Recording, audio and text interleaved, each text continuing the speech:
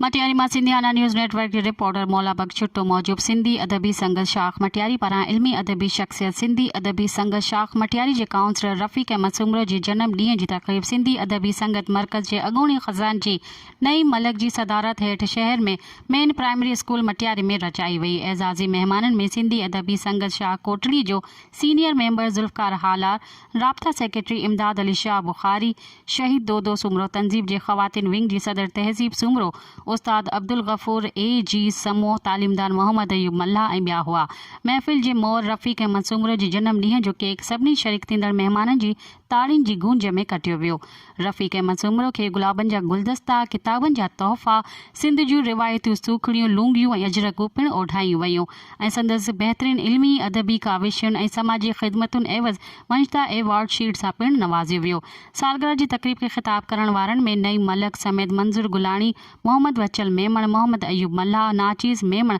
काज़ी मक़सूद, ज़ुल्फ़कार हालार सुमरो, सागर Solangi, madam Farida Sheikh, मोहतरमा तहज़ीब सुमरो, उदास सोलंगी, सोहराब ख़ान बाटी, निसार अहमद नाज़ ऐं ॿिया हुआ, जिन रफ़ीक अहमद सुमरो खे जनम ॾींहं जी वाधायुनि समेत कयल क़ौमी ख़िदमतुनि ते रोशनी विझी ख़राजी तहसीन पेश कयो। महफ़िल जे मोर रफ़ीक अहमद सुमरो सभिनी शरीक थींदड़ ख़वातीनो हज़रात जा थोरा मञंदे चयो त सभिनी जो थोराइतो आहियां जो संदसि जनम ॾींहं जी ख़ुशी में शरीक थी मान मथाऊं कयो आहे।